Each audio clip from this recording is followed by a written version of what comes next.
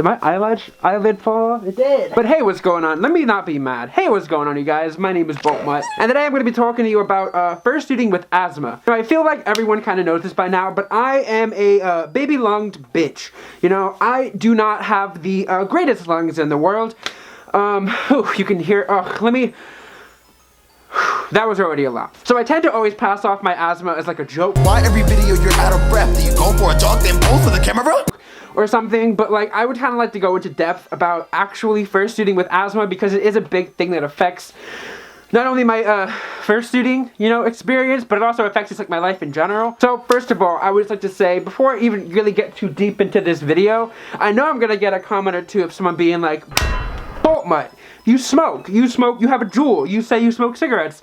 What the fuck if you have asthma? Addictions stop for nothing, you know?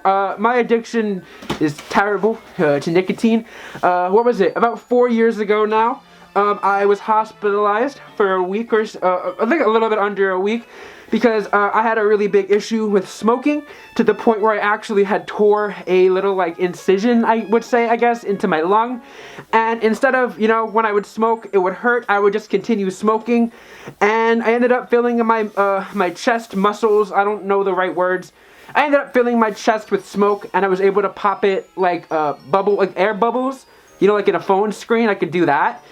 And it was really painful, and it was because I was smoking. So clearly, this shit stops for nothing. But now, let's get back into fursuiting with asthma. So I have severe asthma. I'll give you guys a quick little summary of how I handle that every day.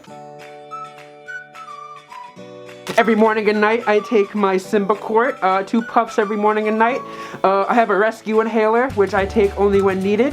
Alongside that, I always have on hand a albuterol sulfate, which, if you guys don't know, is used for a nebulizer in case my breathing gets really bad, okay? Now, I'm gonna not really focus on too much about fursuiting with asthma in my home, because it's very easy for me to, you know, just like take off my fursuit and sit down.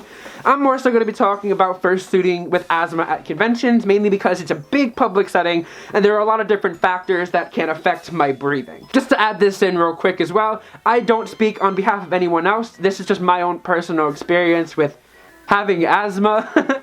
So if you do have asthma or you do have any other sort of disability, I do implore you to make a video about it, solely for the fact of educating people.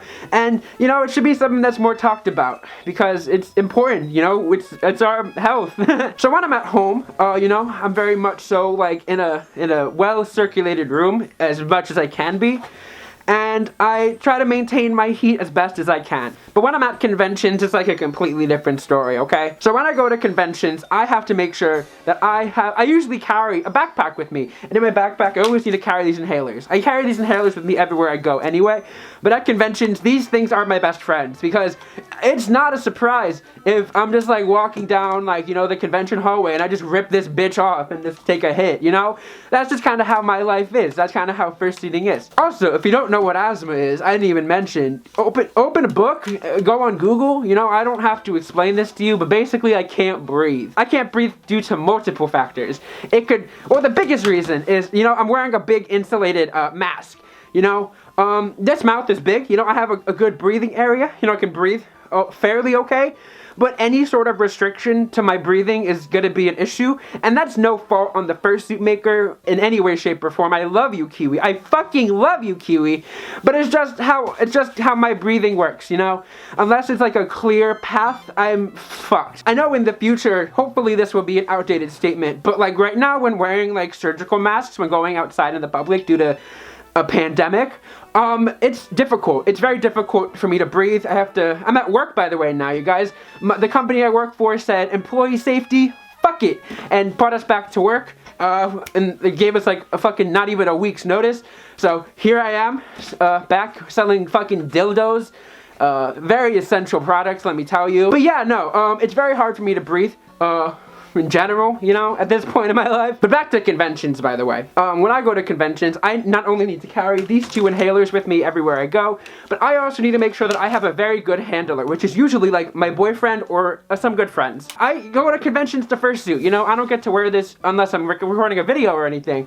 So I like to fursuit a lot when I go to conventions. So before the convention actually starts, I'll always give my roommates, whichever one's the most responsible, which is either like my boyfriend or any of my friends. All my friends are very good. I love them all very much. But I will give them each a duplicate of my inhalers and my EpiPen, because I have an EpiPen too, by the way. So that's another layer to me being just fucking sick as always. But yeah, I give them a bag just in case, you know, I lose mine. The thought of like not having these on hand at every waking moment of the day is horrifying, just because my breathing is so sporadic. But yes, I give it back to my friends. And alongside that, I know a lot of people don't usually use handlers, but I am someone who desperately needs a handler. Basically, a handler for me is someone who I can just kind of like give like a nod to, and they'll like know like, oh, this bitch needs to get out of here. Because I overheat very quickly, you know? I'm just gonna interrupt that right there real quick. The reason why Woo! Okay, wait, hold on. So if I were to ever upload just an unedited video, a video that I'm like working on, I'm gonna have a lot of those. A lot of just like me ripping off my head, like mid-sentence. So if you guys don't know, I talk a lot. I talk so fucking much. And I literally would talk myself out of breath most of the time. And being out of breath, also inside of an insulated mask, is not very good for me. It very much so, you know, limits how much I can talk and limits how much I can move. But a big thing that I do to maintain my heat, other than having a Fursuit handler and, you know, having my inhalers on deck at all times, is to poodle. Now, I know this is a big argument, and I've been in this argument many times, but I'm here to talk about it again, because I know y'all are fucking tired of it. I poodle. If you guys don't know, I poodle. If not, most times I fursuit. If not, I'm wearing a long sleeve shirt. And when I wear a long sleeve shirt like this fucking green one I wear all the time, bitch, do I have a fucking terrible time. It's so hot. I poodle a lot just so I can, like, you know, get some type of like breeze on my body. Because like I said, maintaining your heat is very important. You don't want to overheat, because that's going to lead to shortness of breath. And then that's going to lead to death. I don't poodle to, you know, piss people off. I know a lot of people get pissed off by poodling, which in itself is just fucking stupid. But like, for me personally, and again I'm speaking on my behalf, it is so much easier for me to fursuit and poodle. I need to be on a very strict schedule when fursuiting, because if I don't take my head off at least every like 15 minutes, I'll get way too overheated, I'll be super winded, and I'll fucking die. Dying aside though, another thing that really sets off my asthma that I have to watch out for, I don't see it too much at conventions, it's happened every once in a while, but fun fact for you guys, I'm allergic to, Axe body spray, perfumes, anything really with a fragrance, like an artificial fragrance, incense sticks, shit like that. So I've only experienced this, I think maybe once or twice at a convention, but I'll be in the Fursuit Headless Lounge, and someone will like axe themselves up, and like, I'm not trying to shit on them, because I understand that they were a full body suitor. They might stink, you know, they might have a bit of stank on them, and they'd want to, you know, sprucing up. I respect that, I do. If that's something you need to do, you feel you need to do, go ahead. But it kills me. It absolutely kills me. So if let's say I were to ever put on like an Axe body spray, I'd literally not only break out in hives, but I'd also like fucking not be able to breathe. So needless to say, but when that happened a couple years ago, I had to just like, you know, like run out of the, what was that called? The Headless Lounge, and just go outside, because, you know, air is very good for me. A lot of times at conventions, you'll find me fucking just like posted up outside, just getting air, because, oh, fuck. Air is very good for me, you know? I'm someone who probably should have invested in one of those little, like, you know, I don't know how to explain them, but they're like necklaces that have like a fan on them and you put them in your mouth. Should have probably invested in one of those. And I also know that like your eyes are a source of ventilation, but my mouth is down here. Yeah, no, it's not, I can't do that. My eyes do look cute though. Have you seen my eyes? I like always try to cover up my eyes, but like, I do kind of be a raccoon, you know? If anyone thinks that I'm like some sort of dog, what type of dog? Because I see straight up trash man. One more argument that I do get all the time is that if you have such problems breathing, why do you fursuit?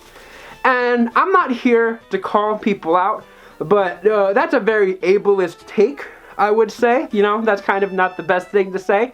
So whoa, I'm just thinking out loud at this point, but I personally only have lung issues, you know, physically. I'm very privileged to be well-bodied, but I do have lung issues that prohibit me from, you know, doing a lot of physical activities. That being said, that shouldn't prohibit me from doing something that I enjoy. You know, I just need to take separate precautions to make sure that I can do these things. Now, I do see some fursuiters here and there. They'll be like, oh yeah, just fursuited for like 9 hours. And I'm just like, I can just barely make 9 minutes. So even though I have asthma, it doesn't mean that I shouldn't fursuit. Would it be easier for me to not fursuit? Oh, absolutely. It'd make my life so much easier. But I do it because I know how to maintain myself. I know how to keep myself safe while having fun doing this activity. There are so many like Olympic runners with asthma, you know. Clearly they must have like a method to maintaining themselves because, you know, asthma, it's very easy to explain what it does. It just limits your ability to breathe sometimes. And they do it. The fuck? I'm just fucking here with the raccoon mask. The fuck? I'm gonna do it too. I ain't gonna run. Oh, bitch, you can't pay me enough to run in Fursuit. But yeah, that's all I kind of wanted to talk about today. I would like to emphasize this though. If you do have any other disability, it being asthma, even if you want to talk about it, if I didn't cover something, I do implore you to make a video about it. I get comments every so often saying, hey, Bultma, I want a Fursuit, but I have like asthma. Like, should I do it? And the answer is yes. You just need to learn how to, you know, manage yourself because you're the only person who actually knows what you need to do to stay, you know, healthy inside your fursuit. I think healthy is the right word. I'm not too sure. But yeah, if you guys like the video, please make sure you like, comment, and subscribe. I try to make new videos whenever I can. Like I said before, I'm back at work, so I'm working again back to 40 hours a week. But I will try to make videos whenever I can. Currently, work is really fucked. You know, it's very weird, you know, mid-pandemic at a non-essential store. So my days off are very, very limited. Once things start evening out, I do genuinely plan on making a set upload schedule. But that's not going to be for a minute, solely because I don't know how long my job is going to go on this bullshit. So yeah, if you guys like what I do, please like, comment, and subscribe. If you want to support me in any way, shape, or form, the link to my Ko-fi is in the description below. If you throw me a Ko-fi, I'll add you to my Discord chat, and we can talk and have a party or something. So, recently, my DMs have been fucked on all social medias. I do apologize. If you sent me a Ko-fi before, I didn't reply, and it's been like a good couple days, and you see me active, here's my email, my business email. Please email me your Ko-fi receipt there. If I don't reply to you in an appropriate amount of time, I really do apologize. It's just, I'm like the most fucking terrible person in the world. And just another statement with that, please leave this email to like business purposes only, you know. As mean as that sounds, this is my like professional Bultma email. So yeah. Also, fun fact, the other day, someone sent me a fake receipt for a coffee. Anyway, I love you guys so much. And I'll talk to you later. Goodbye.